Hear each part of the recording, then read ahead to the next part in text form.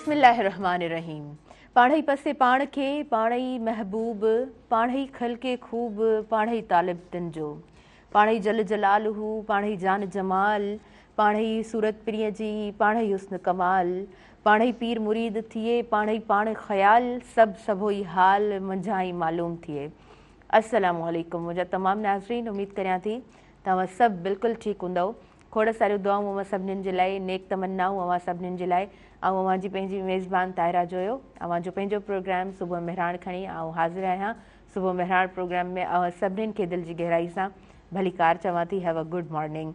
सुबुह सुबुह जो सलाम अवां सभिनीनि खे हिन अङण तां क़बूल पवे। ऐं ही उहो अङण आहे जेको अवां जो पंहिंजो आहे। सुबुह मेहरान जी स्क्रीन हमेशह तव्हांजी पंहिंजी स्क्रीन रही आहे ऐं तव्हां प्रोग्राम में बि शामिलु थी सघंदा आहियो। स्क्रीन ते ॾिनल हेठि नंबर हले पियो, डायल कजो ऐं प्रोग्राम में ज़रूरु शामिलु थिजो। सुठो लॻंदो आहे जॾहिं बि तव्हां प्रोग्राम में शामिलु थींदा आहियो। प्रोग्राम खे तव्हां ॾिसंदा रहंदा आहियो। ऐं फेसबुक जे हवाले सां ॿुधाईंदी हलंदसि त फेसबुक ते पेज मौजूदु आहे मेहरान टीवी इंटरटेनमेंट जे नाले सां। सो प्रोग्राम जा हिसा उते बि तव्हां ॾिसी सघंदा आहियो ऐं उते तव्हां लाइक करे सघो था। ऐं प्रोग्राम मुख़्तलिफ़ जेके बि हिते एंटरटेनमेंट साइट जा थींदा आहिनि त तव्हां फेसबुक ते उहे ॾिसी सघंदा आहियो। उनखां अलावा यूट्यूब जे हवाले सां बि तव्हां सां मां शेयर कंदी हलंदमि त मेहरान टीवी इंटरटेनमेंट जे नाले सां यूट्यूब ते चैनल मौजूदु आहे। सो तमामु प्रोग्राम्स तव्हां उते ॾिसी सघंदव ऐं यूट्यूब ते सुबुह मेहरान प्रोग्राम बि तव्हां ॾिसी सघो था। लाइक शेयर सब्सक्राइब करे सघो था। उनखां अलावा सब्सक्राइब इन जे लाइ कंदा आहियूं पाण त जीअं डिफरेंट प्रोग्राम्स जो असांखे जेको आहे न बेल आइकन खे क्लिक करे छॾींदा आहियूं त पोइ असांखे उहो हिकिड़ो रिमाइंडर सम्झो मिलंदो रहंदो आहे त न्यू प्रोग्राम आहे जेको अपलोड थी चुको आहे त तव्हां आसानी सां ॾिसी सघंदा आहियो। नाज़रीन, प्रोग्राम सां साथ मौजूदु आहे टपाल मेज़बान जो। टपाल मेज़बान सिंध जी नंबर 1 चांहि वापसि खणी आई आहे पंहिंजे सारिफ़ीन जे लाइ सभ खां वॾी कैंपेन। टपाल मेज़बान जश्न जमालो जो को बि पैक वठो, पंहिंजी मालूमात पैकेट ते ॾिनल कूपन में दाख़िल कयो, घर जे वेझो टपाल मेज़बान जश्न जमालो जे ड्रॉप बॉक्स में विझो ऐं मौक़ियो हासिलु कयो। टीवी गेम शो टपाल मेज़बान जश्न जमालो जो तव्हां हिसो बणिजी सघो था, खटे सघो था खोड़ सारा क़ीमती इनाम। ऐं सुबुह जो वक़्तु हुजे जॾहिं पाण ब्रेकफास्ट कंदा आहियूं त चांहि जी पाण सभिनीनि खे ज़रूरत पवंदी आहे। चांहि जो कोप ॾाढो असेंशियल हूंदो आहे पूरे ॾींहं में, माना शुरूआति कजे त चांहि हुजे। केतिरियूं असांजूं अदियूं हिन वक़्तु प्रोग्राम ॾिसी रहियूं हूंदियूं ऐं तव्हां जे हथ में तव्हां ब्रेकफास्ट हूंदो, तव्हां ब्रेकफास्ट करे रहियूं हूंदियूं, चांहि बि पी रहियूं हूंदव। टपाल मेज़बान ॾाढो सुठो हिकिड़ो ऑप्शन आहे। पाण इवनिंग टाइम में बि स्नैक्स जंहिं टाइम रखंदा आहियूं, कंहिं वक़्तु को महिमान अची वेंदो आहे या फैमिली मेम्बर सां वेहंदा आहियूं त उन वक़्तु बि चांहि जी पाण सभिनीनि खे ज़रूरत पवंदी आहे। ऐं चयो वेंदो आहे त सिंधी महिमान नवाज़ हूंदा आहिनि। पाण सभु महिमान नवाज़ ज़रूरु हूंदा आहियूं। घर में जॾहिं महिमान ईंदो आहे त मानी खां सवाइ पाण कोन छॾींदा आहियूं। चवंदा आहियूं न जेको हाल आहे उहो हाज़िर आहे, जेको हूंदो आहे पाण उहो जेको आहे न उन्हनि जे साम्हूं रखंदा आहियूं। त चांहि उन वक़्तु पाण हर घर में जिते बि महिमान हुजनि ऐं चांहि न हुजे त इहो माना पॉसिबल न हूंदो आहे। उनखां अलावा मां डिफरेंट ही जेको टाइम आहे न हिन थधि वारा जेके ही महीना गुज़रनि था, नवंबर दिसंबर जनवरी, ही 3 या 4 महीना जेके जिन में नॉर्मल मौसम हिकिड़ी कुझु ॾींहं हुजे थी, पोइ वरी ज़ाहिरी ॻाल्हि आहे थधि हूंदी आहे। सिंध में पाण खे जेको मुख़्तलिफ़ मेला ॾिसण जे लाइ मिलंदा आहिनि, मुख़्तलिफ़ रंग ॾिसण जे लाइ मिलंदा आहिनि, मुख़्तलिफ़ फेस्टिवल्स ॾिसण जे लाइ मिलंदा आहिनि ऐं स्टेज ड्रामास बि थी रहिया हूंदा आहिनि, थिएटर्स बि थी रहिया हूंदा आहिनि। त पाण सभु जेको आहे सो हिननि डेज़ में इलाही घणो ॿाहिरि बि निकिरंदा आहियूं ऐं हर शइ खे इंजॉय बि कंदा आहियूं। छो त मां हमेशह इहो ज़िक्र कंदी आहियां त मौसम जो जेको आहे सो उहो ज़ाहिरी ॻाल्हि आहे हिकिड़ो इंसान जे मिज़ाज ते, उनजे मूड ते असरु मौसम रखंदी आहे। मौसम सुठी हूंदी आहे त माना कपिड़ो लटो पाण खे सुठो पाइण जे लाइ सुठो लॻंदो आहे। न त घणी गर्मी में हर को चाहींदो आहे त लाइट कपिड़ा हुजनि ऐं कलर्स जेको आहे सो उहे बि लाइट हुजनि। मौसम जे हिसाब सां पाण जेको आहे सो पंहिंजो वॉर्डरोब सेट कंदा आहियूं। ऐं जॾहिं थधि जा ॾींहं हूंदा आहिनि, थधिकार हूंदी आहे, मौसम सुठी हूंदी आहे त पोइ हैवी सूट्स बि सुठा लॻंदा आहिनि, डार्क कलर्स बि पाण खे वणंदा आहिनि ऐं ॿाहिरि जॾहिं किथे बि वेंदा आहियूं ऐं ख़ासि तौर ते छोकिरियूं ऐं असांजूं अदियूं मतिलबु पाण मेकअप वग़ैरह बि कंदा आहियूं त को प्रॉब्लम न हूंदो आहे। मौसम सुठी हूंदी आहे त हर शइ ॾाढी सुठी लॻी रही हूंदी आहे।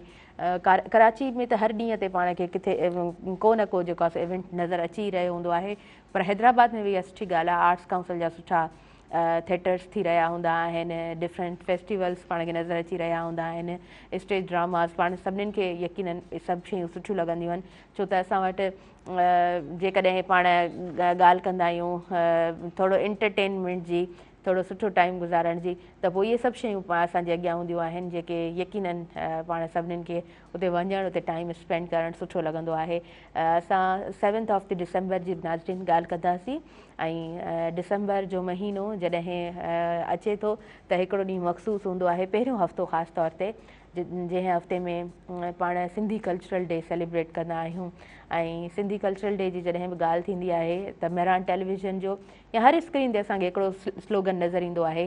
सभिनीनि जा पंहिंजा पंहिंजा स्लोगन्स ऐं हर कंहिंजो स्लोगन ॾाढो सुठो हूंदो आहे। मेहरान टेलीविज़न जो फोकस्ड माना रहिया आहिनि हमेशह CEO साहब ऐं इंटायर टीम, त असां तालीम जे हवाले सां स्लोगन ॾींदा रहिया आहियूं। ऐं हिन दफ़े वारो जेको स्लोगन आहे उहो बि ॾाढो सुठो आहे त पढ़ो लिखो, हुनरु सिखो, नशो छॾियो, सिंध संवारियो।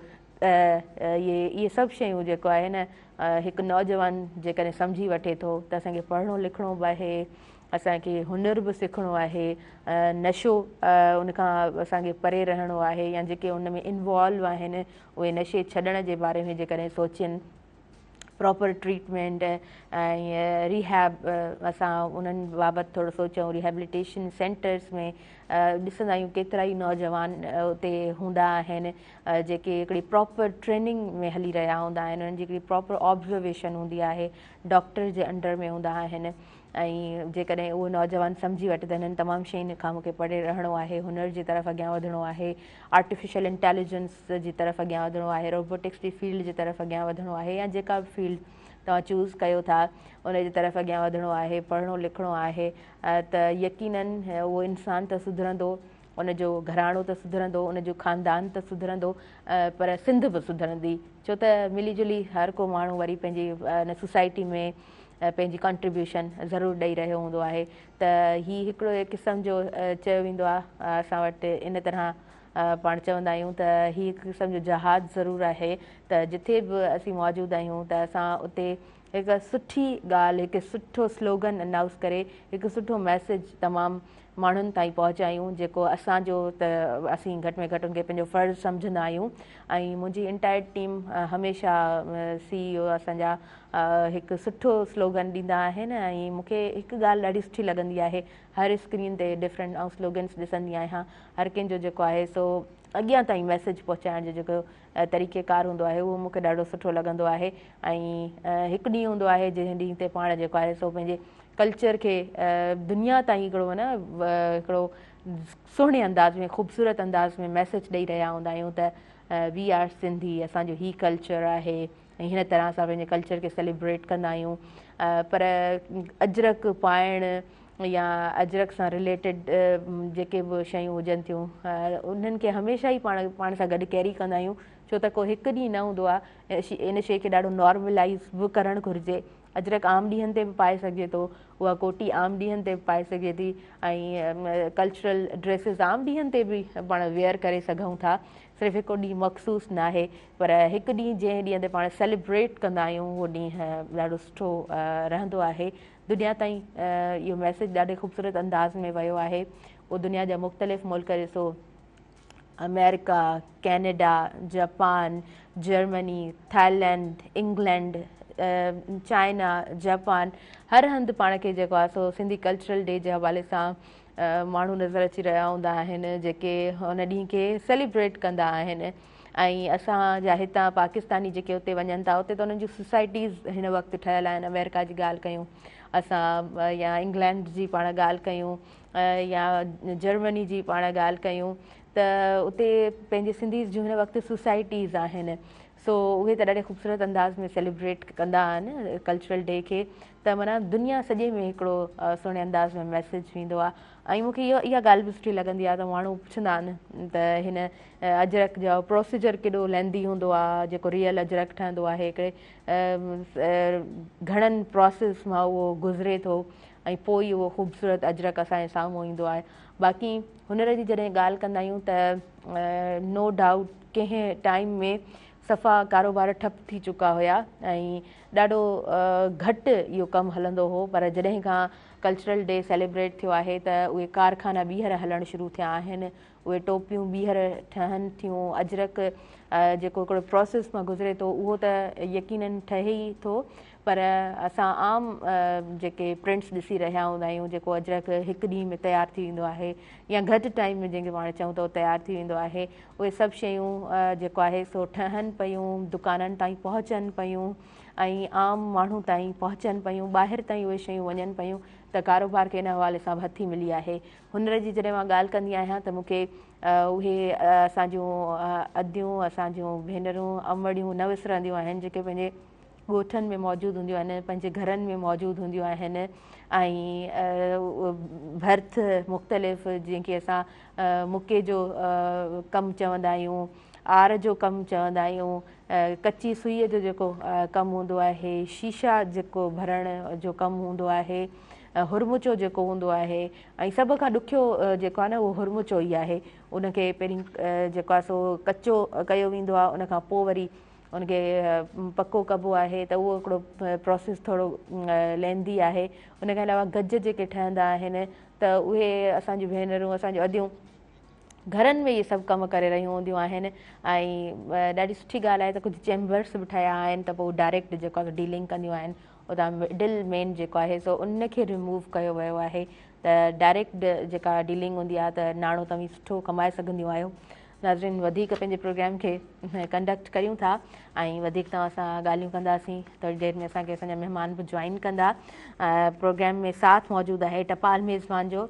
टपाल मेज़बान सिंध जी नंबर 1 जो आहे, वापसि खणी आई आहे पंहिंजे सारिफ़ीन जे लाइ सभ खां वॾी कैंपेन जो हिसो बणिजी सघो था, खटे सघो था खोड़ सारा क़ीमती इनाम। तव्हां ॾिसंदा रहिजो तव्हांजो पंहिंजो प्रोग्राम सुबुह में रात।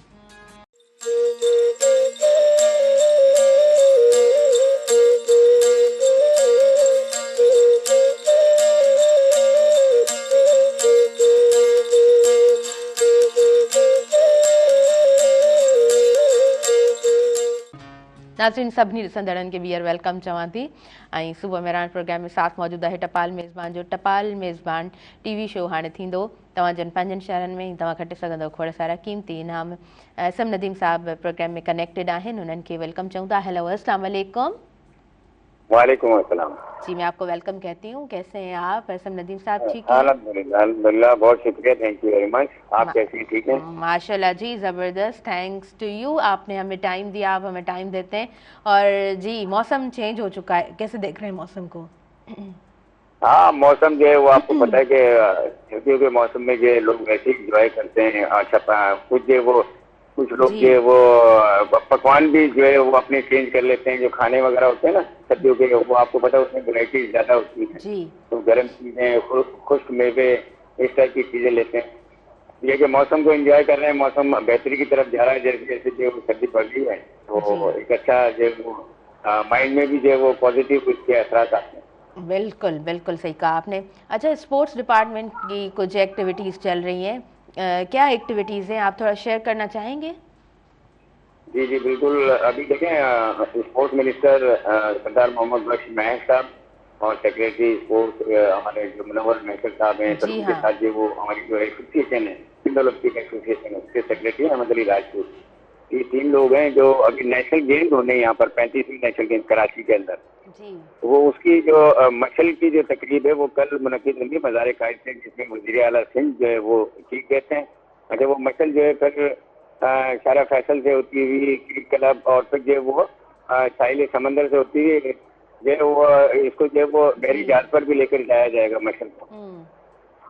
अच्छा, फिर ये मशल जो पूरे पाकिस्तान में जो है वो जाएगी, उसके बाद फिर वापस आएगी। जो ओपनिंग होगी 6 दिसंबर को, ये कराची में मौजूद होगी, जहाँ नेशनल स्टेडियम कराची में, क्रिकेट का हमारा स्टेडियम है, उसमें जो है इस मशल को रोशन किया जाएगा। जो हमारे लेजेंड हैं स्पोर्ट्स के, अब वो जो है इसको रोशन करेंगे। अब वो कोई भी हो सकता है, जहांगीर खान हो सकते हैं, या हॉकी के ओलंपियन हो सकते हैं, या कोई और क्रिकेटर हो सकता है।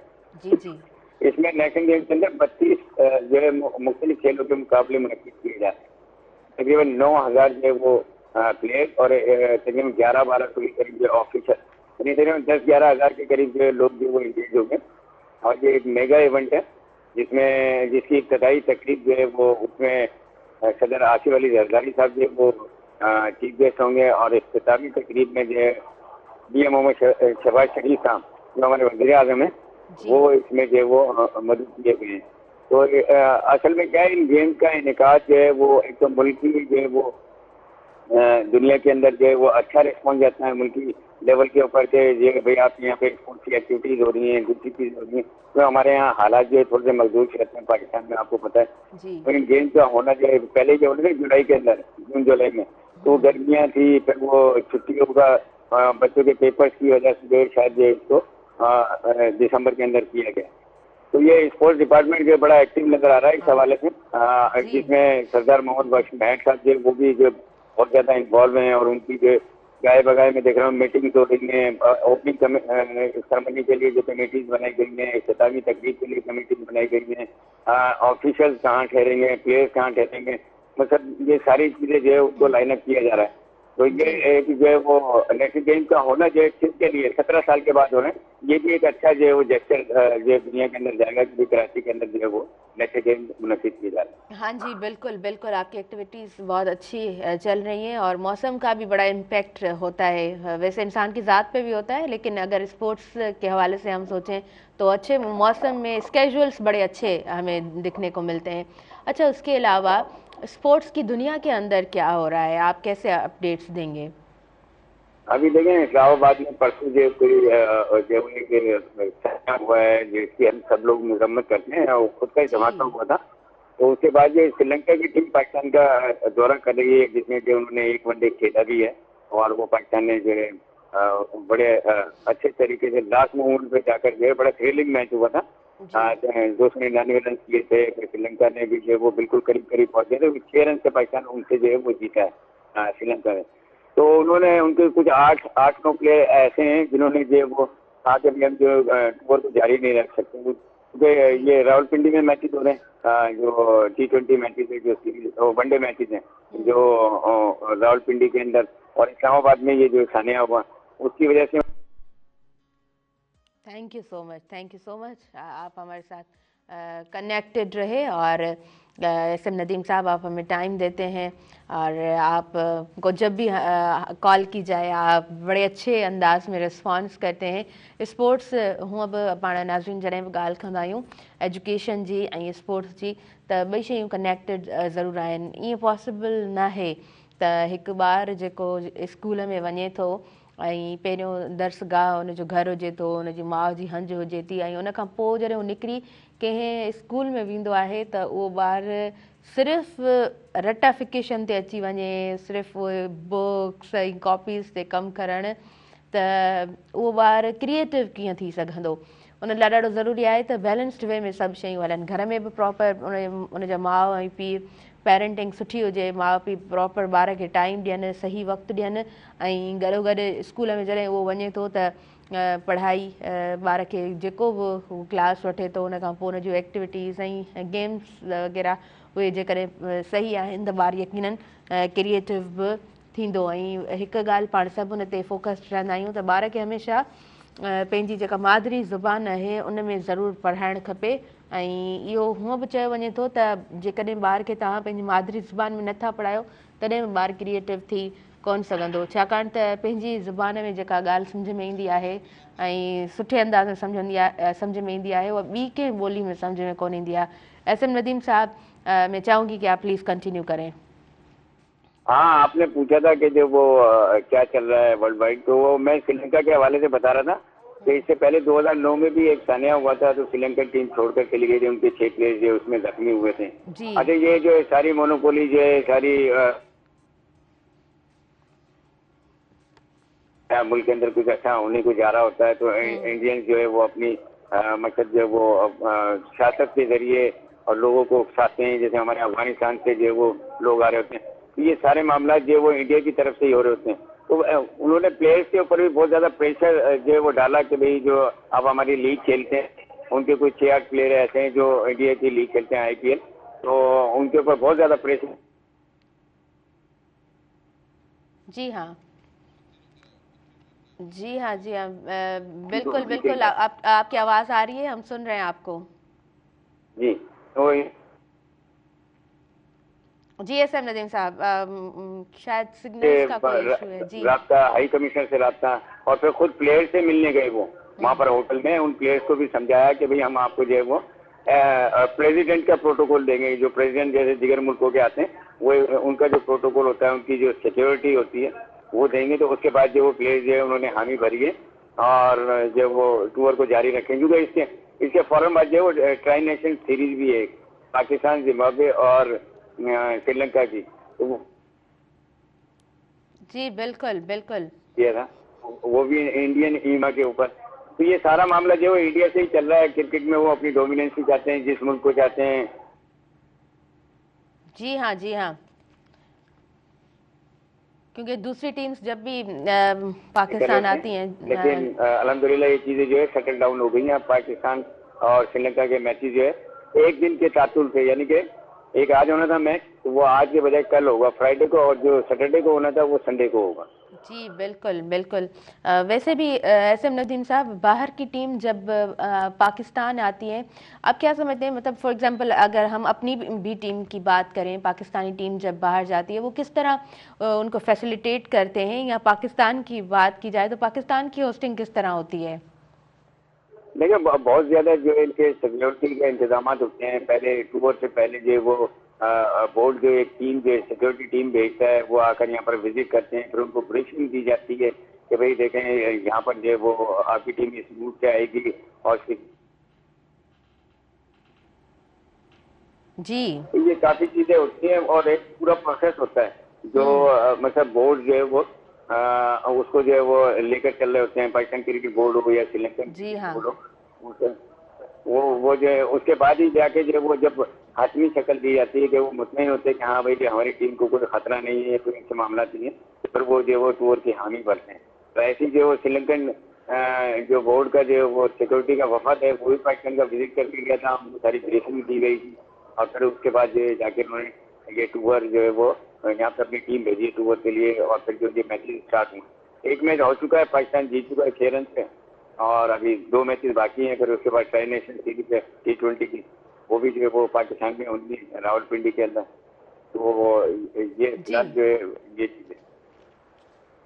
जी हाँ, जी हाँ, तो थोड़ो व्यूअर्स सिग्नल्स जो बि प्रॉब्लम थिए पियो, ऐं कॾहिं कॾहिं थींदो आहे, ऐं आम माण्हू बि जॾहिं पाण मतिलबु कॉल ते कॾहिं ॻाल्हाए रहिया हूंदा आहियूं त सिग्नल्स ड्रॉप थी वेंदा आहिनि, का ॻाल्हि कॾहिं सम्झ में कोन ईंदी आहे। पर जॾहिं स्पोर्ट्स जी ॻाल्हि ॿोल हले थी त ज़ाहिरी ॻाल्हि आहे, का बि ॻाल्हि ॿोल स्क्रीन ते हलंदी आहे त चाहींदा आहियूं त प्रॉपर उहा ॻाल्हि अव्हां ताईं पहुचे ऐं क्लियर उहा ॻाल्हि जेका आहे अव्हां खे सम्झ में अचे। SM नदीम साहब, आपको मेरी आवाज़ आ रही है? जी बिल्कुल बिल्कुल। जी, SM नदीम साहब, वैसे हम अगर अपनी ग्राउंड्स की बात करें, हैदराबाद की सिर्फ अगर हम बात करें, नियाज़ स्टेडियम हमारे बिल्कुल करीब ही है और वहाँ से गुज़र भी होता है। हम उसके बाहर भी देख रहे होते हैं कि काफ़ी यंगस्टर्स गेम्स खेल रहे होते हैं, क्रिकेट खेल रहे होते हैं। तो हमेशा ये चीज़ बहुत क्लियर समझ में आती है कि यंगस्टर्स को बिल्कुल वो चाह है, वो शौक़ है, लेकिन मौक़े आई थिंक के कम मिलते हैं। क्या कहना चाहेंगे आप? बिल्कुल देखें, आपकी बात बिल्कुल दुरुस्त है कि हमारे यहाँ जो ग्राउंड की किल्लत है।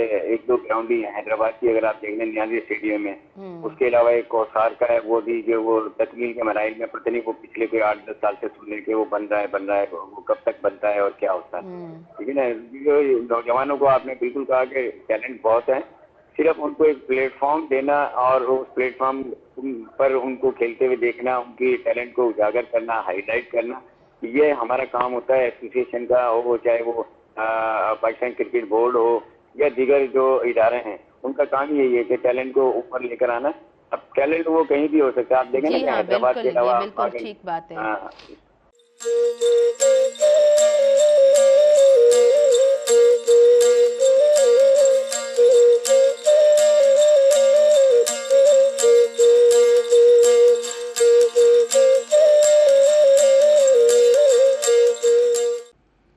नाज़रीन सभिनी ॾिसंदड़नि खे आउं ॿीहर वेलकम चवां थी अवांजे पंहिंजे प्रोग्राम सुबुह मेहरान में। नंढो ब्रेक हुयो ऐं ब्रेक खां पोइ असां वापसि अची चुका आहियूं स्क्रीन ते।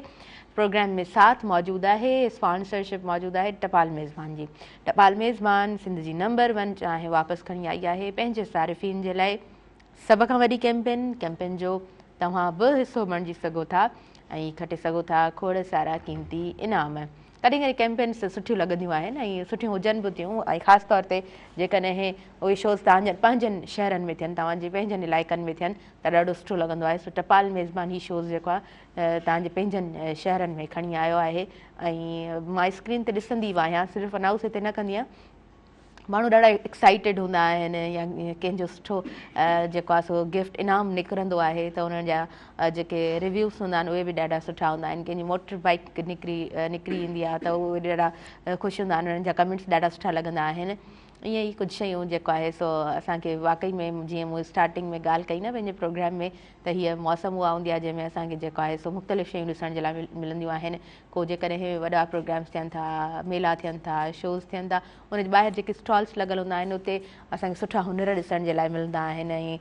ऐं हुनरनि जी जॾहिं बि ॻाल्हि थींदी आहे त ॻोठनि जी ज़रूरु ॻाल्हि थींदी आहे, छो त उतां जी औरतूं इलाही महिनत कश हूंदियूं आहिनि ऐं महिनत जेका उते उन्हनि जी नज़र ईंदी आहे ॾाढे शानदार अंदाज़ में नज़र ईंदी आहे। ऐं इहे ई शयूं जॾहिं ॿाहिरि वेंदियूं आहिनि न, इस्लामाबाद ताईं वेंदियूं आहिनि त चङो नाणो जेको आहे सो इहे इन्हनि शयुनि जो हुजे थो ऐं उहे जेके महिनत कश असांजूं वधियूं हूंदियूं आहिनि उन्हनि ताईं हिकिड़ो सुठो नाणो पहुचंदो आहे। पर इन ॻाल्हि जी ज़रूरत ज़रूरु हूंदी आहे त तव्हां मिडल मैन खे, जेको विच में माण्हू मौजूदु हूंदो आहे जंहिंजे ज़रिए तव्हां डीलिंग कंदियूं आहियो, उनखे हिन वक़्तु घणी कोशिशि इहा रहे थी डिफरेंट चैम्बर्स जी बि ऐं अव्हां ताईं जेके ट्रेनिंग्स बि पहुचंदियूं आहिनि, अव्हां औरतूं जेके ट्रेनिंग्स बि अटेंड कंदियूं आहियो, तव्हांखे इहा ॻाल्हि ज़रूरु ॿुधाई वेंदी आहे, सेखारी वेंदी आहे त विच में जेको माण्हू मौजूदु हूंदो आहे जंहिंखे तव्हां पंहिंजो सॼो सामान ॾींदियूं आहियो ऐं उहो वञी करे किथे विकिरो कंदो आहे, पोइ ज़ाहिरी ॻाल्हि आहे हर माण्हू पंहिंजो फ़ाइदो त ज़रूरु रखंदो आहे। त औरतुनि जो हुनर जेको आहे उहो इलाही क़ीमती आहे, इलाही ख़ूबसूरत हुननि जो हुनर आहे। थोरो बिज़नेस जे हवाले सां बि ॻाल्हि कंदी हलंदमि। हुनर खे ज़ाहिरी ॻाल्हि आहे इहो बिज़नेस ई आहे त अव्हां जेकॾहिं को बि सोशल मीडिया जो पेज रन कयो ऐं उते तव्हां पंहिंजी सभु शयूं नुमाइश उन्हनि जी उते कंदा अचो त हिन वक़्त में डिफरेंट प्लेटफॉर्म्स आहिनि ऐं डिफरेंट प्लेटफॉर्म्स ते असांखे फेसबुक बि मिली रहियो हूंदो आहे, इंस्टाग्राम बि मिली रहियो हूंदो आहे, टिकटॉक बि मिली रहियो हूंदो आहे।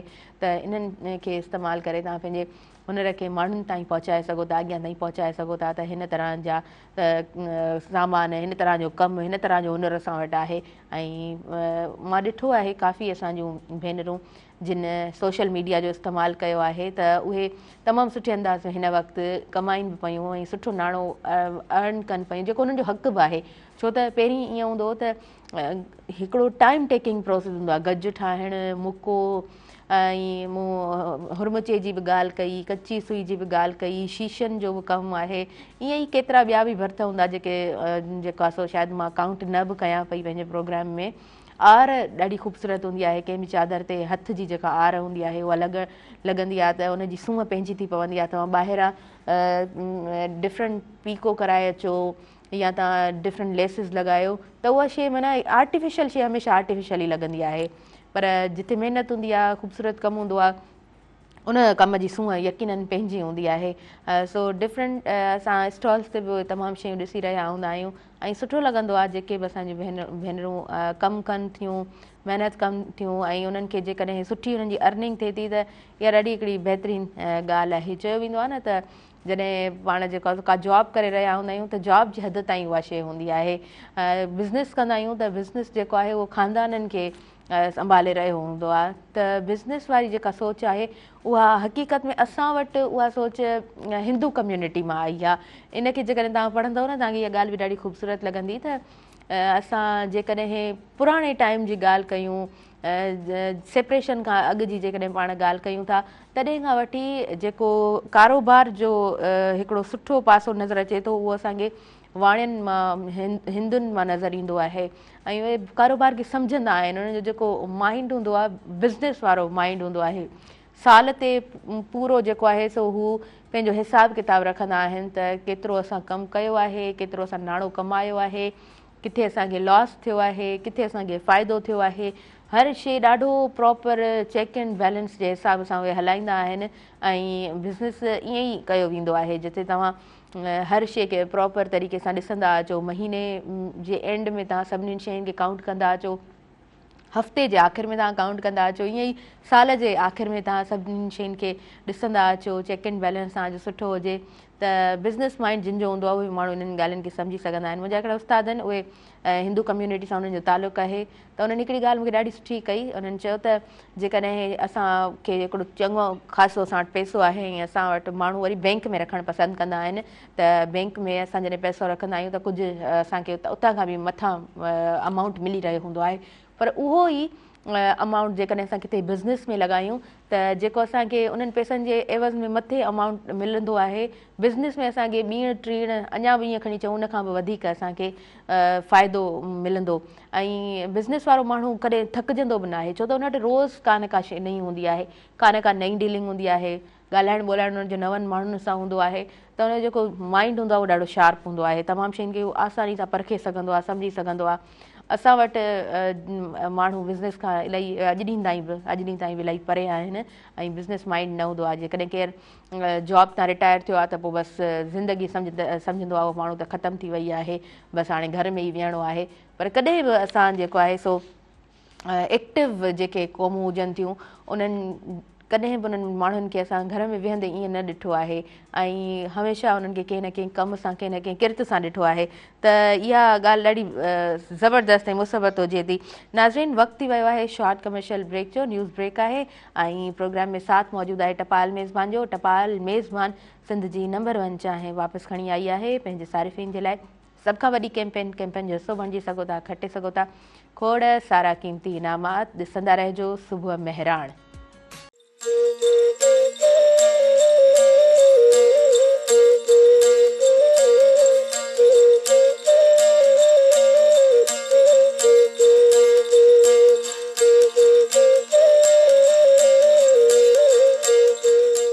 नाज़रीन, सभिनी ॾिसंदड़नि खे आउं ॿीहर वेलकम चवां थी अवां जे पंहिंजे प्रोग्राम सुबुह मेहराण में। ऐं सुबुह मेहराण प्रोग्राम सां भरपूर साथ मौजूदु आहे टपाल मेज़बान जो। टपाल मेज़बान सिंध जी नंबर 1 चाहे वापसि खणी आई आहे पंहिंजे सारिफ़िन जे लाइ सभ खां वॾी कैंपेन जो तव्हां हिसो बणिजी सघो था, खटे सघो था खोड़ सारा क़ीमती इनामात। ऐं सुबुह जे पहर में ही प्रोग्राम कंडक्ट कयो वेंदो आहे, नालो बि सुबुह मेहराण आहे। ऐं जॾहिं चांहि प्रोग्राम में अची चुकी हूंदी आहे त रिफ्रेश थी वेंदा आहियूं असां सभु टीम मेंबर्स, ऐं पर सुठो लॻंदो आहे चांहि सां गॾो गॾु प्रोग्राम खे कंडक्ट करणु। भरपूर साथ सां असां अॻियां वधूं था प्रोग्राम जी तरफ़ ऐं हीउ प्रोग्राम हमेशह कोशिशि हूंदी आहे त ख़ूबसूरत अंदाज़ में नाज़रीन अव्हां ताईं पहुचायो वञे। ऐं हिन प्रोग्राम खे कंडक्ट करण जो मक़सदु बि इहो हूंदो आहे त सुठियूं ॻाल्हियूं अव्हां सां कयूं वञनि ऐं सुबुह जे पहर में सुठियूं ॻाल्हियूं करण बि ज़रूरी हूंदो आहे। माण्हुनि जी रुटीन हूंदी आहे, काफ़ी माण्हू सुबुह जे वक़्त में उथी करे इबादत खां पोइ जेको आहे सो सूरह यासीन पढ़ंदा आहिनि, प्रॉपर हिकिड़ो वक़्तु पंहिंजी इबादत खे ॾींदा आहिनि ऐं उन खां पोइ वरी जेको आहे सो सुठनि कमनि सां पंहिंजे ॾींहं जो आगाज़ कंदा आहिनि। कुझु माण्हू जेके अदबी हुजनि था उहे सुबुह जो उथण खां पोइ चांहि सां पंहिंजी शुरूआति कंदा आहिनि ऐं किताब ज़रूरु जेको आहे न उनखे टाइम ॾींदा आहिनि, किताब जा 2 वर्क 4 वर्क ज़रूरु हू पढ़ंदा आहिनि। कुझु माण्हू रेडियो ॿुधंदा आहिनि ऐं रेडियो सां उन्हनि जी सुबुह जी शुरूआति हूंदी आहे, के अख़बार पढ़ी ॾींहं जी शुरूआति कंदा आहिनि ऐं कुझु असांजा नाज़रीन पंहिंजी स्क्रीन सां सुबुह जी शुरूआति कंदा आहिनि, सुबुह मेहराण खे ॾिसी ऐं पंहिंजे ॾींहं जो आगाज़ वठंदा आहिनि। असांजा तमामु व्यूवर्स जेके असांखे रोज़ जी बुनियाद ते ॾिसंदा आहिनि उन्हनि जा असीं यकीनन शुक्रगुज़ार आहियूं। तव्हांजे लाइ ई असां हिन प्रोग्राम खे हमेशह चाहींदा आहियूं त सुठे अंदाज़ सां अव्हां ताईं पहुचायो वञे। कॾहिं कॾहिं देरि बि थी वेंदी आहे, पाण जेको आहे न पंहिंजे थोरो स्केड्यूल खां डिस्टर्ब बि थी वेंदा आहियूं, कॾहिं कॾहिं असांजा महिमान थोरा लेट बि थी वेंदा आहिनि, पोइ पंहिंजे प्रोग्राम खे ख़ूबसूरत अंदाज़ में असीं चाहींदा आहियूं त असां खोड़ सारियूं ॻाल्हियूं ख़ूबसूरत अंदाज़ में कंदा अचूं। नाज़रीन, तव्हांखे मां थोरो ॿुधाईंदी हलंदसि त इकरा हफ़ाज़ secondary school branch Syeda सफ़ीहा बिनते Haya citizen colony Hyderabad में साइंसी नुमाइश जो शानदार इनेकाद कयो वियो ऐं उन खां अलावा असां जॾहिं साइंसी निमाइश जी ॻाल्हि कंदा आहियूं त पहिरीं मां हिन बाबति तव्हांखे ॿुधाए ईंदी हलंदसि त हैदराबाद में 8 नवंबर 2025 ते Iqra Hifaz secondary school branch Syeda Safia Binte Haya citizen colony Hyderabad में अॼु हिकु बहितरीन साइंस एग्ज़िबिशन जो एहतमाम कयो वियो, जंहिंमें शागिर्दनि पंहिंजा साइंसी मॉडल्स तजुर्बा ऐं तख़लीक़ी सलाहियतूं पेश कयूं वयूं। ऐं हिन निमाइश जो मक़सदु शागिर्दनि में साइंसी सोच, तजसुस ऐं एतमाद पैदा करणु हुयो। शागिर्दनि जा पेश कयल मॉडल्स संदन इल्मी क़ाबिलियत ऐं महिनत जो सबूत हुया। ऐं जॾहिं असां साइंसी मेलनि जी ॻाल्हि कंदा आहियूं त यकीनन उहे जेको आहे सो साइंसी सोच, तजसुस ऐं एतमाद पैदा कंदा आहिनि। ऐं उहो मॉडल्स जॾहिं उहे ॿार तयारु कनि था त उहो पंहिंजो जेको आहे सो सोच ऐं फ़िक्र उन ई तरह उन्हनि जो हूंदो आहे।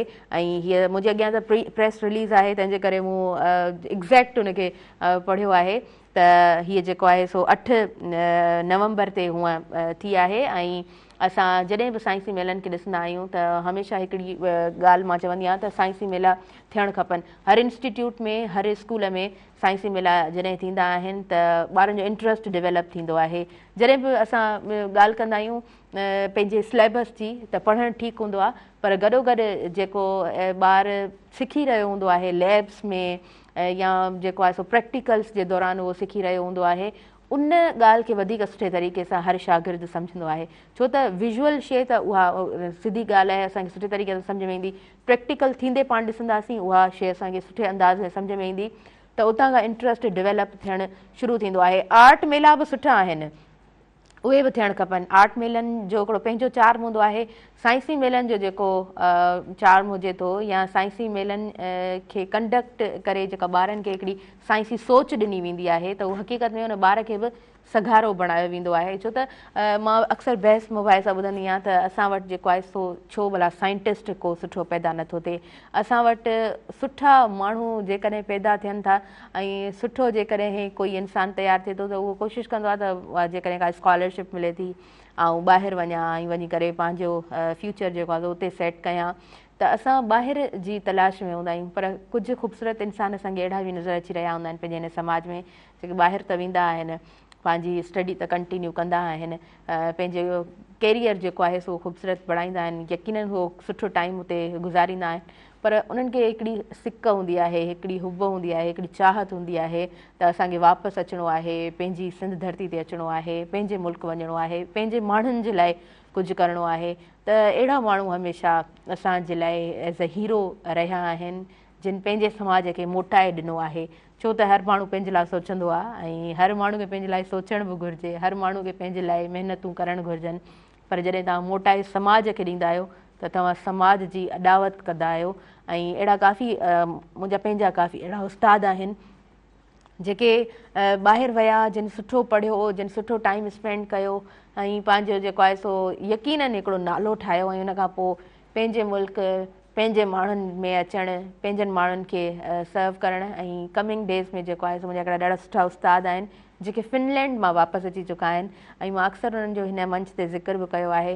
मां उन्हनि खे ज़रूरु इनवाइट कंदसि ऐं हिन प्रोग्राम में कोशिशि कंदासीं त अव्हां ताईं हिकिड़ो इंफॉर्मेटिव असां प्रोग्राम पहुचायूं। उन खां अलावा नाज़रीन ही किताबु मुंहिंजे अॻियां पियो आहे ऐं ही प्रोफेसर अनवर सागर साहब जो शाइरीअ जो किताबु आहे, कपर कौरूं झलियूं। ऐं हिन टाइटल मां ई असांखे ख़बर पवे थी त शाह अब्दुल लतीफ़ भिटाई जी शाइरीअ मां ही टाइटल जेको आहे खयो वियो आहे। ऐं हिन किताब ते जॾहिं मुंहिंजी नज़र पई ऐं हिन किताब खे जॾहिं मूं पढ़ियो त अञा मूं कंप्लीट न पढ़ियो आहे, पर जेतिरो बि मूं हिन किताब खे पढ़ियो त मूंखे इलाही ख़ुशी थी त अनवर सागर साहब जेको आहे उन्हनि जो हिकिड़ो इंसानु हूंदो आहे जेको कुझु लिखंदो आहे त उन इंसान जो उन जो सोच जेका सघारी हूंदी आहे उहा सम्झ में ईंदी आहे। उन इंसान जो फ़िक्र केतिरो मज़बूत आहे उहा ॻाल्हि सम्झ में ईंदी आहे। ऐं पाण ॾाढा नफ़ीस इंसान आहिनि ऐं ॾाढा सुठा पाण इंसान आहिनि ऐं शाइरी जॾहिं पढ़ंदा आहिनि ॾाढी दिलि सां पढ़ी रहिया हूंदा आहिनि, छो त हुननि शाइरी खे सम्झो आहे।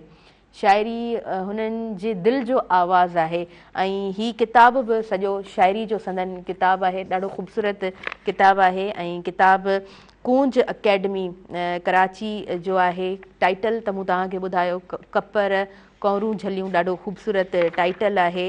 ऐं जॾहिं हिन किताब खे मां खोलियां थी त अर्पना अनवर सागर साहब ऐं अॻियां जॾहिं वर्क खे उथलायां थी त शाइरी मुहबत जो उहिजाण आहे मुहाग लिखियो आहे अहमद सोलंगी साहब। ऐं अहमद सोलंगी साहब पाण जेको आहे ॾाढा ख़ूबसूरत हिकु इंसानु आहिनि। उन खां अलावा बहितरीनु हिकु शाइर आहिनि, ॾाढी ख़ूबसूरत उन्हनि जी शाइरी आहे। ऐं शाइरीअ में मज़बूत तख़यल हुजणु ॾाढो ज़रूरी हूंदो आहे। शाइरीअ जे हर पासे खे सम्झणु ॾाढो ज़रूरी हूंदो आहे, छो त नसरी शाइरी मुंहिंजे ख़्याल सां हर माण्हू करे वेंदो आहे। नसरी शाइरी करणु आसानु आहे, उन में बि इंसान जे ख़्याल जी ऐं इंसान जे सोच जी, उन जे फ़िक्र जी ऐं छा हू पढ़े थो उनजो केतिरो मुशाहिदो आहे, मुतालियो उनजो केतिरो आहे, उनजे लफ़्ज़ लफ़्ज़ मां ख़बर पवंदी आहे त हिन इंसानु केतिरो पढ़ियो आहे, केतिरो पिरायो आहे। पर शाइरी खे जॾहिं सम्झूं था त शाइरी जा घणा ई पासा आहिनि। हर ॻाल्हि खे जेको आहे सो सुहिणे अंदाज़ में सम्झण जी ज़रूरत हूंदी आहे, तॾहिं तव्हां मज़बूत हिकिड़ा ख़्याल पेश करे सघंदा आहियो शाइरीअ जी सूरत में। ज़िंदगीअ जो चकर शाइर पारां अनवर सागर साहिब हिन खे पाण लिखियो आहे। ऐं हिन में गज़ल मौजूदु आहिनि ऐं तमामु ख़ूबसूरत सभिनीनि जा टाइटल्स तमामु ख़ूबसूरत उन्हनि जा गज़ल उन्हनि जी ज़िंदगी जो ई पोरियो आहे। ऐं को बि इंसानु जेको इल्म सां वाबस्ता हुजे, हिकु प्रोफेसर हुजे, जंहिंखे पंहिंजी फैमिली खे बि प्रॉपर टाइम ॾियणो आहे, समाज में बि हुननि जो हिकिड़ो ख़ूबसूरत रोल आहे। स्टेज ते मां उन्हनि खे ॻाल्हाईंदे ॾिठो आहे अनवर सागर साहिब खे, एॾो मज़बूत उन्हनि जो ॻाल्हाइणु हूंदो आहे, एॾो ख़ूबसूरत अंदाज़ में ॻाल्हाईंदा आहिनि।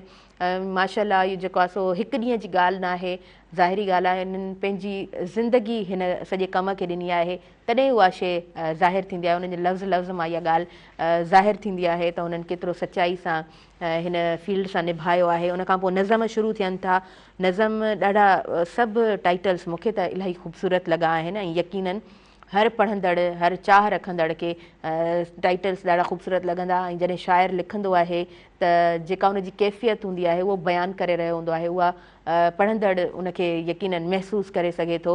उन खां अलावा गीत आहिनि, गीत बि ॾाढा ख़ूबसूरत आहिनि। ऐं बाद में जेको आहे सो संगीत नाटक झांसीअ जी राणी ऐं असांखे जेको आहे सो नई कविता, असां तमामु शयूं हिन में जॾहिं ॾिसूं था, हिन में बेत आहिनि, हिन में वायूं आहिनि, सभु शयूं तमामु ख़ूबसूरत अंदाज़ में सहेड़ियल आहिनि। ऐं हीअ किताबु जेको आहे सो इन जो वेट बि सुठो आहे, माना ईअं हूंदो आहे त माण्हू जल्दी जल्दी जेको आहे सो किताब खे पब्लिश कराईंदा आहिनि। मूं काफ़ी अहिड़ा राइटर्स ॾिठा आहिनि, सुठी ॻाल्हि आहे, इहा बि का ख़राबु ॻाल्हि न आहे। तव्हां जेतिरो कमु कयो था उनखे तव्हां कंपाइल कयो था, नंढो बुकलेट माण्हुनि जे हथ में अची वञे थो। ऐं अॼु जे दौर में असांजी जेका टही आहे या असांखां नंढा जेके यंगस्टर्स आहिनि उहे क्लिप बि हिकु ॾिसंदा आहियूं न, पाण जो टाइम नोट कंदा आहियूं त हीअ केतिरे टाइम जी आहे, जेकॾहिं घटि आहे त पाण उनखे ॿुधी वठंदा आहियूं। अदरवाइज़ लेंदी जेकॾहिं का ॻाल्हि हूंदी आहे त पोइ घटि पाण ॿुधणु पसंदि कंदा आहियूं। त किताब जेके बुकलेट ईंदा आहिनि, मूंखे ईअं लॻंदो आहे त उहो हर यंगस्टर जेको आहे न आसानी सां उनखे पढ़ी सघंदो आहे। पर जंहिं किताब जो वज़न हूंदो आहे त वरी पोइ उहो किताबु टाइम टेकिंग उनजो प्रोसेस हूंदो आहे, ज़ाहिरी ॻाल्हि आहे उहो किताबु हिकिड़ो टाइम लॻाए थो। पर इहा ॻाल्हि बि सम्झिजी आहे त जंहिं इंसान पंहिंजी ज़िंदगी में ही कलमी पोरियो कयो आहे उनजे लाइ ही किताबु उनजी ज़िंदगी जी जदोजहद आहे, उनजी ज़िंदगी जी ही कामयाबी आहे। अनवर सागर साहब खे मां सुबुह मेहरान प्रोग्राम में अॼु यादि कयां पई ऐं तव्हांखे असां खोड़ सारियूं मुबारकूं ॾियूं था। तव्हां ख़ूबसूरत किताबु असांजे हथनि ताईं पहुचायो आहे ऐं ॿीहर बि चवंदसि त हीअ तव्हांजी ज़िंदगी जो पोरियो आहे, तव्हांजूं महिनतूं आहिनि ऐं जफ़ाकशी आहे। उन खां अलावा कंटिन्यूअसली किताबनि खे वक़्तु ॾियणु, पढ़णु, सम्झणु ऐं माण्हुनि ताईं जेको आहे पंहिंजूं लिखणियूं पहुचाइणु, पंहिंजी शाइरी गज़ल गीत पहुचाइणु, इहो हर माण्हू आम माण्हू नथो करे सघे। नाज़रीन, वक़्तु थी वियो आहे ब्रेक जो। असां शॉर्ट कमर्शियल ब्रेक जी तरफ़ अॻियां वधंदासीं। टपाल मेज़बान जो साथ मौजूदु आहे। टपाल मेज़बान जश्न जमालो टीवी शो हाणे थींदो तव्हांजे पंहिंजनि शहरनि में, ऐं तव्हां खटे सघंदव खोड़ सारा क़ीमती इनामात। ॾिसंदा रहो सुबुह मेहरान।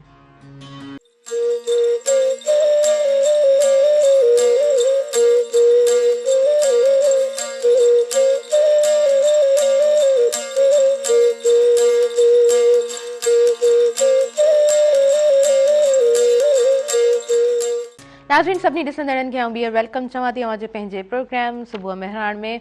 ऐं सुबुह मेहरान साथ मौजूद आहे टपाल मेज़बान जो टपाल मेज़बान सिंध जी नंबर 1 चाहे वापसि खणी आई आहे पंहिंजे सारिफ़िन जे लाइ सभ खां वॾी कैंपेन जो हिसो बणिजी सघो था, खटे सघो था खोड़ सारा क़ीमती इनामात।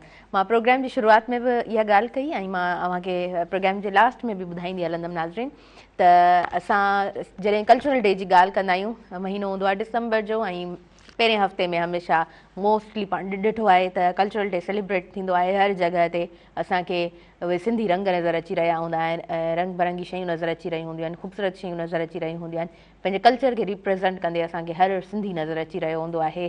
असांखे रोडनि रस्तनि ते जेको आहे न हर माण्हू ख़ुशीअ में नज़र अची रहियो हूंदो आहे, पंहिंजे कल्चर खे ऑन कंदे नज़र अची रहियो हूंदो आहे। कल्चरल डे पाण सभु सेलिब्रेट कंदासीं, मेहरान टेलीविज़न सां अव्हां सभु गॾु सेलिब्रेट कंदव 7 डिसंबर ते। ऐं 7 डिसंबर पाण चवंदा आहियूं त ईद जो ॾींहुं हूंदो आहे, जंहिं ॾींहं ते पाण पंहिंजे कल्चर खे ऑन कंदा आहियूं, पंहिंजे कल्चर जे हवाले सां ॻाल्हाईंदा आहियूं, पंहिंजे कल्चर खे पाण रिप्रेज़ेंट कंदा आहियूं। असांजो स्लोगन जेको आहे उहो ॾाढो ख़ूबसूरत आहे ऐं मां इहा ॻाल्हि पहिरीं बि कई हिन वक़्तु बि कंदमि त सिंधी ॾींहं जे हवाले सां, कल्चरल डे जे हवाले सां मुख़्तलिफ़ स्लोगन्स सभु मूंखे ॾाढा सुठा लॻंदा आहिनि। मेहरान टेलीविज़न जो स्लोगन कुझु हिन तरह आहे त पढ़ो लिखो, हुनर सिखो, नशो छॾियो, सिंध संवारियो। ऐं इनखे मां इन तरह अव्हां सां शेयर कंदी आहियां त जॾहिं पाण पढ़ंदासीं ऐं पाण जेको आहे सो हुनर जे तरफ़ अॻियां वधंदासीं, नशे खां जेकॾहिं हर नौजवान पाण खे पाक बणाईंदो त यकीनन उहो इंसानु सुधरंदो। जॾहिं उहो इंसानु सुधरे थो त पोइ हुनजो घराणो ऐं पोइ हुनजो जेको आहे सो सोसाइटी में हुनजी जेका कंट्रीब्यूशन आहे उहा बि ॾाढी बहितरीनु हुजे थी। हिकु चवंदा आहिनि न त औरत पढ़ंदी आहे त पोइ ख़ानदान जेको आहे सो उहो सुधरंदो आहे, पर सरबराही पोइ बि मर्द करे रहियो हूंदो आहे। घर खे उन नज़र सां मर्द ई ॾिसी रहियो हूंदो आहे। औरत जो साथ हुनजे लाइ ख़ूबसूरत हूंदो आहे। ऐं चवंदा आहिनि त साइकिल जा ॿ जेके फीथा हूंदा आहिनि गॾु हलंदा आहिनि त साइकिल हलंदी आहे। सो ईअं ई औरत ऐं मर्द जेकॾहिं गॾु सुहिणे अंदाज़ में हुनजी अंडरस्टैंडिंग सुठी हूंदी आहे त सुठो फैमिली जो माहौल हूंदो आहे। डिसफंक्शनल थियण खां उहा फैमिली बची वेंदी आहे ऐं ख़ानदान ते जेको आहे हिकिड़ो सुठो असरु पवंदो आहे। डेफिनेटली हुन खां पोइ जेको आहे सो पंहिंजी सोसाइटी ईंदी आहे। हिन ॾींहं खे ख़ूबसूरत अंदाज़ में नाज़रीन पाण सेलिब्रेट कंदासीं। ऐं अजरक जी जॾहिं ॻाल्हि थींदी आहे, कॾहिं कॾहिं मां अजरक कंहिं सूट सां पाए छॾंदी आहियां त मूंखे ईअं बि ॿुधण जे लाइ मिलंदो आहे त छा अॼु कल्चरल डे आहे छा, त इन ॻाल्हि खे we must have to normalise. असां सभिनीनि खे इन ॻाल्हि खे नॉर्मलाइज़ करणु घुरिजे। कल्चर असांजो हिसो आहे ऐं असांजी बल्कि ज़िंदगियुनि जो इहो हिसो आहे त पाण हुनखे प्राउडली पाण सां गॾु कैरी करे सघूं था। ऐं काफ़ी सारियूं छोकिरियूं असांजूं सुठियूं दोस्तूं ऐं असांजा सुठा भाइर, असांजा साथी जॾहिं उहे ॿाहिरि वेंदा आहिनि त पाण सां गॾु हमेशह अजरकनि खे कैरी कंदा आहिनि।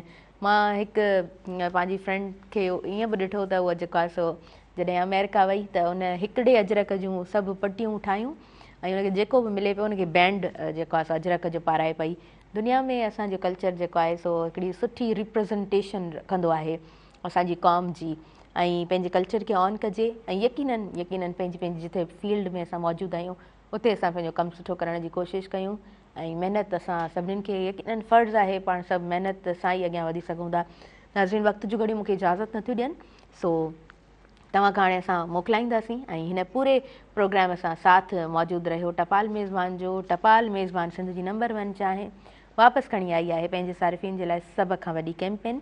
टपाल मेज़बान जश्न जमाल जो को बि पैक वठो, पंहिंजी मालूमात पैकेट ते ॾिनल कोपन में दाख़िल कयो, घर जे वेझो टपाल मेज़बान जश्न जमालो जे ड्रॉप बॉक्स में विझो ऐं तव्हां मौक़ो हासिलु कयो टीवी गेम शो टपाल मेज़बान जश्न जमालो जो हिसो बणिजी सघो था, खटे सघो था खोड़ सारा क़ीमती इनामात। मूंखे ॾींदो इजाज़त, मुंहिंजी इंटायर टीम खे ॾींदो इजाज़त, पंहिंजी दुआउनि में रखंदो, यादि अल्लाह निगहबान।